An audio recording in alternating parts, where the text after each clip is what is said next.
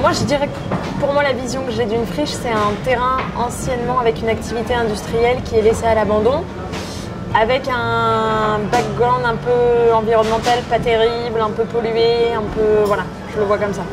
Alors pour moi, SNCF, une friche, c'est un espace inutilisé. C'est un espace anciennement industriel, ferroviaire, et appelé demain à rejoindre la ville. Ich würde eine Brache beschreiben als ein Ort, an dem nichts fest Definiertes ist, und das sind wichtige Orte, gerade in Ballungsräumen, also in urbanen Räumen zum Beispiel, haben die aus meiner Sicht eine ganz wichtige Funktion. Solche verfallenen und offenen Orte, also an denen nicht nur ein bestimmter Zweck ist oder so, sondern es ist ein Raum, an dem etwas werden kann, sich verändern kann, und ja, Städte brauchen solche Räume unbedingt. Je pense qu'on parle d'une friche urbaine, c'est souvent une friche industrielle. Ce serait un lieu délaissé de la ville qui n'a plus d'activité, qui est au jour. C'est des endroits dans lesquels en général il y a plein de végétation, c'est des endroits où il n'y a plus de travail, mais où il y a des gens qui se cachent, où il y a des insectes, où il y a des animaux. C'est des territoires de respiration dans nos villes. Je pense qu'elles sont assez diverses, mais plutôt européennes. Ce soir, on va parler de l'Allemagne et de Berlin, donc évidemment, mais aussi la friche de Belle de Mai à Marseille, le lieu unique à Nantes. Il y a plein de choses qui se passent aussi en France qui peuvent nous inspirer. Elles sont nombreuses, nos influences. Nous en avons du côté britannique, ou en Allemagne, ou du côté néerlandais. Ici et là, en fait, des initiatives en matière d'utilisation des friches sont bien nombreuses.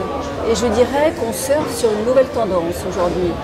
Ich habe schon als kleines Kind eigentlich irgendwie früh, glaube ich, so ein Lebensgefühl gehabt, dass in unserer Welt, also in der Gesellschaft, vieles einfach blöd organisiert ist. Dass wir es irgendwie besser machen können. So. Also das ist nicht fest, also unveränderlich, sondern wenn viele Menschen finden, das passt so nicht, dann kann sich das auch, glaube ich, verändern. On va dire qu'il y a tout ce qui est les squats d'artistes, tout cet univers de gens qui se rassemblent pour occuper un lieu et pouvoir y travailler dans les métiers de la culture. Je pense qu'il y a une autre influence qui est les compagnies de théâtre et les compagnies de cinéma qui sont itinérantes et qui ont un projet commun et qui ont un cuistot et qui ont des comédiens et qui ont des techniciens et qui sont comme une sorte de ruche comme ça qui produit de l'activité. Je pense qu'une autre influence ce serait par exemple la Factory de Warhol à New York, tous ces lieux du début du XXe siècle qui rassemblaient des gens qui essayaient de réfléchir ensemble et d'échanger en mode laboratoire leurs expérimentations. Et après, nos grandes influences, c'est les grandes villes du monde, qu'il s'agisse de Berlin, de New York, mais encore plus les villes du Sud. J'ai cité tout à l'heure Kinshasa, Johannesburg, Caracas, qui sont des villes qui se construisent par et avec les gens, qui sont des villes dans lesquelles l'État n'a pas forcément les moyens de subvenir aux besoins de chacun, et qui sont du coup des villes où on est obligé de faire appel à la survie, à l'engagement et à l'organisation interne pour arriver à faire émerger des projets. J'aime bien ce mot empowerment qui est en anglais, qui est ce truc de mettons-nous ensemble pour être capable de faire parce qu'on est beaucoup et du coup on est fort. Les étapes sont diverses et longues. Il faut d'abord, je pense, penser le projet avant d'imaginer comment ça peut s'inscrire sur le territoire en lui-même. Et puis ensuite, je pense que c'est connaître le territoire dans lequel on s'inscrit, définir les publics, le projet avec le contenu qu'on veut mettre dedans et comment faire venir les gens. L'idée des friches, de l'utilisation de nos friches industrielles et ferroviaires, elle est née suite aux nombreuses sollicitations dont nous avons fait l'objet après l'annonce de la création de SNCF Immobilier. Plus d'une centaine de sollicitations pour des emprises hier fermées, aujourd'hui et demain appelées à rejoindre la ville. Et de fait, entre le moment où nous nous sommes dit « oui, on y va », on expérimente l'utilisation de nos friches, on donne à voir ces lieux hier fermés est aujourd'hui et demain ouvert sur la ville autrement, à l'aune de nouveaux usages, hors des potentialités ou de l'ADN ferroviaire de ces emprises initialement. Genau, die Suchphase ist, glaube ich, wichtig, sehr offen zu sein, obwohl die Offenheit auch auf dem ganzen Weg immer sehr wichtig ist. Und trotzdem braucht es irgendwie klar kommunizierbare Aussagen, also etwas, was Leute verstehen können. Also womit Leute, die vielleicht nicht in meiner Welt leben, trotzdem einfach zum Beispiel nachvollziehen können, was ich meine, worum es mir geht oder so. Und dafür muss ich Formen finden, also Übersetzungsformen. Da benutze ich oft künstlerische Mittel oder provokative Mittel oder irgendwas oder so. Aber ich muss ja die Menschen erreichen zwischen diesem, ich suche etwas, habe vielleicht auch selber nicht die Lösung, aber ich will ja etwas, weil ich will ja auch nicht alleine, sondern ich will ja mit anderen Menschen zusammen Lösungen finden und ja, diese Suche sozusagen in die Gesellschaft reingeben und alle einladen, mitzumachen und gerne in einer einladenden, also in einer kritischen, aber auch doch einladenden Form. Also ich sage immer, wenn ich Steine schmeiße, dann glaube ich, lade ich niemanden ein, mitzumachen irgendwie. Also wir haben ganz viele Beispiele für Aktionen, wo wir mussten einen Garten, der wurde geräumt, wir mussten das umziehen. Wir haben eine riesengroße Fahrradparade draus gemacht oder so, da konnte jeder mitmachen. Es haben Leute aus ganz Berlin mit ihren Lastenrädern und Fußgängervereine mitgemacht oder so. Und sowas ist so ein Beispiel.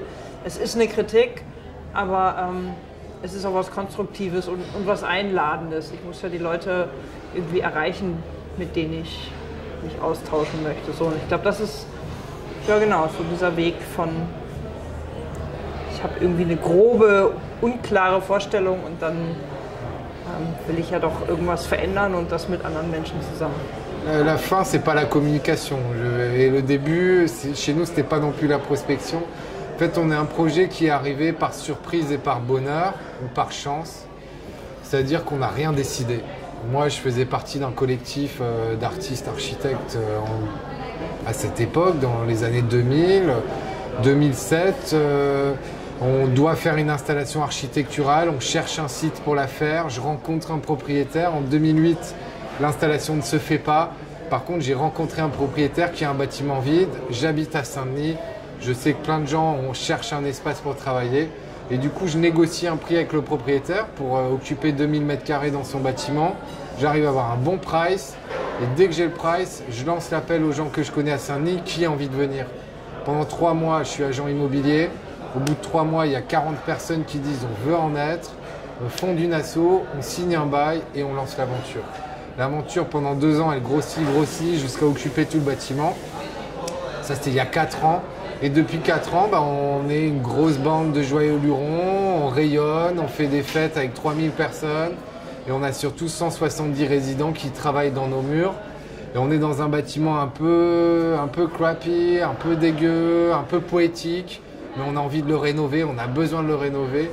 Donc on a une étape importante là dans 2 ans qui est la rénovation du bâtiment pour si possible avoir une printeuse 3D de 4x2, et de la fraiseuse, etc. On a envie de continuer, c'est loin d'être fini. Je pense que ça dépend pas mal finalement du fonctionnement. Est-ce que c'est les personnes qui exploitent les friches qui en sont propriétaires? Est-ce que c'est des locations?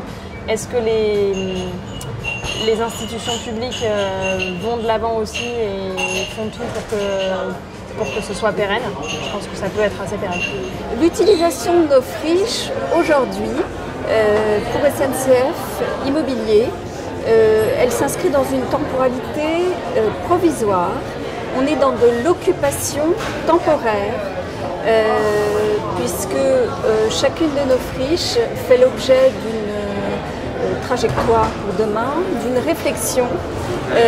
Certaines friches sont appelées à rejoindre la ville à l'aune d'un projet urbain et donc demain commenceront des travaux et de fait le temps d'occupation est très défini. Also ich finde Zwischennutzung sehr schwierig, weil es ganz oft sozusagen eine Pionierphase gibt, die dann verdrängt wird und dann kommen andere Phasen, wo ja, andere Formen dann eben keine Chance mehr haben oder so. Ich glaube, es braucht so Prozesse, die sich sicherlich auch immer wieder ändern, aber genau, dass das auch willkommen ist irgendwie. Also dass es ja in allem so etwas, ein Stück weit auch etwas Undefiniertes gibt, dass es immer eine Möglichkeit gibt, zu lernen und wieder anders zu machen, weiterzuentwickeln oder so und nicht in gewisse Muster zu verfallen, wo dann klar ist, wohin sie führen. Also zum Beispiel Berlin finde ich sehr schade, hat lange durch verschiedene historische Bedingungen viel Freiflächen, viel Nischenräume, Zwischenräume, also viel Möglichkeiten geboten, dass irgendwie Menschen machen können, was sie wollen, also im Sinne irgendwie positiv da was zu tun, selber zu leben.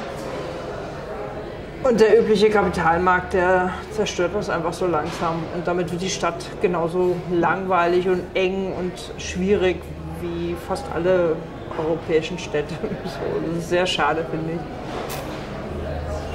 Pour moi, les lieux, ils sont faits de gens. Les gens, ils grandissent, et les gens, ils évoluent. La ville, elle évolue, la ville, elle mute, elle est flexible. Et donc la pérennité, elle existe et en même temps, elle n'existe pas. Un projet, il change. Un projet, il mute. Si possible, il ne s'institutionnalise pas. Il essaie de garder de l'énergie. Mais moi, je trouve ça tout à fait normal que les projets s'adaptent à leur contexte, qui lui-même évolue.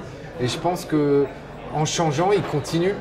Il faut arrêter de vouloir revendiquer les mêmes choses pendant tout le temps. Un projet, il est juste à un moment, à un endroit. Après, il est peut-être plus juste. Donc les gens, soit ils partent, soit ils restent et ils changent. Donc moi, je pense que la ville, elle est faite de projets qui se stabilisent et qui évoluent. Et surtout pas de projets qui s'accrochent et font tout pour que ça ne change pas.